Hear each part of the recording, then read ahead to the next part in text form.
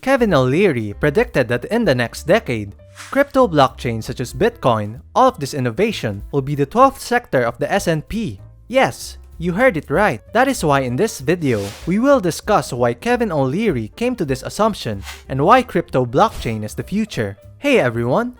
Welcome back to our video. If you're interested in daily financial and stock market topics, make sure you hit that subscribe button and click the notification bell to be updated with our latest upload. Today's topic is pretty interesting, so watch till the end of our video. As is very clear, during the past few years, Bitcoin has completely dominated the cryptocurrency market. In actuality, Bitcoin drew a sizable number of users in the following decades. Well, it prompted Bitcoin to get a lot of investor and media interest when it peaked at a record of around $266 per Bitcoin after increasing tenfold in the previous 2 months. Many financial analysts believe that the path of the cryptocurrency market will significantly change if more capital from institutions enter the market. This is why Kevin O'Leary showed up at the most recent Bitcoin Conference 2022 to talk to the audience on the state of Bitcoin and cryptocurrencies at the present time. Kevin O'Leary, as an indexer, gets to see fund flows 24/7 every day,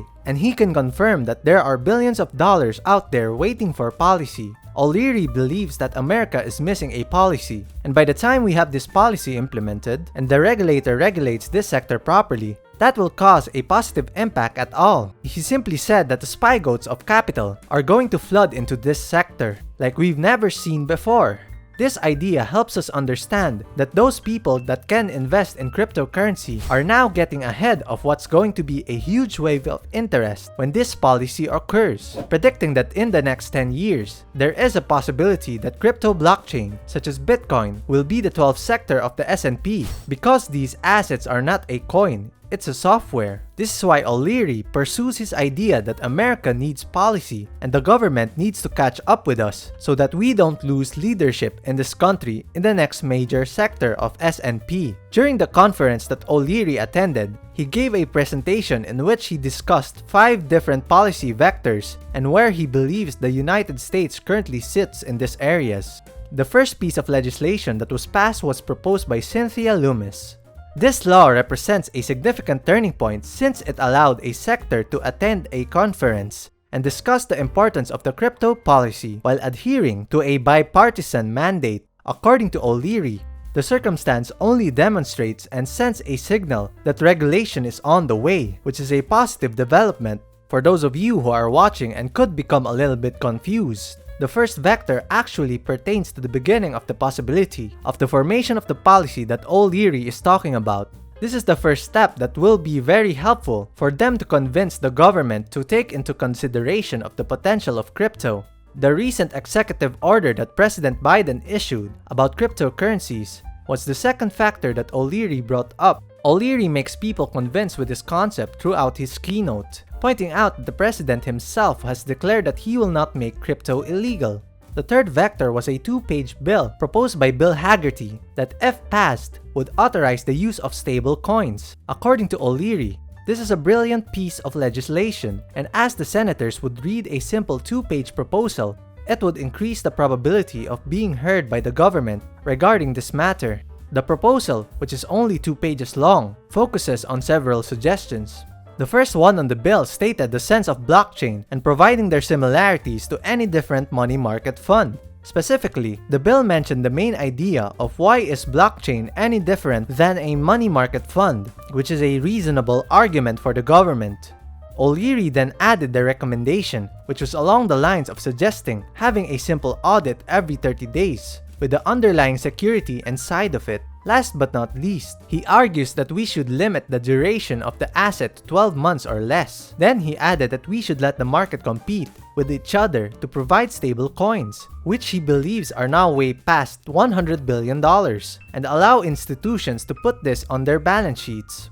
Since the auditor of O'Leary won't let him in his operating company to do anything with stablecoin because there's no regulation, it led him to this idea that maybe the best way to approach this for all the people who are interested in crypto is to pick one pillar of value. O'Leary argues that stablecoins are one of the fastest growing asset classes outside of Bitcoin and help this become policy and law. He tried to share his idea by stating that if it's backed up by the US dollar, it will become the reserve currency of the earth.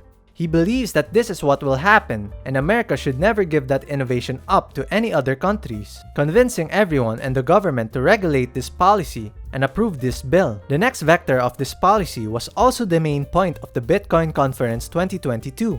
As we all know, in the Bitcoin mining industry, to be considered a carbon neutral, companies buy carbon offsets. Carbon neutrality will be an indicator that a company will get audited every quarter, in addition to financial audits that the SEC has proposed. But in accordance with the Conference of O'Leary, the problem with a carbon offset is that the tracking error is so massive that no public auditor will sign off those statements. Blockchain companies can say that they're carbon neutral, but there's nobody going to sign it at the risk of being offside with the SEC. In simple terms, if the SEC will continue to adopt this kind of policy, it will cause a negative impact for proof of work and for Bitcoin mining itself. In fact, O'Leary stated that the SEC tried to ban proof of work in the EU because they were so concerned about the amount of carbon it was contributing. That is why, if the bill that O'Leary was talking about earlier gets implemented, he believes that this will be the reason why Bitcoin mining is going to save the world. Here comes the interesting part. The next generation of Bitcoin miners are currently working with energy that does not require carbon.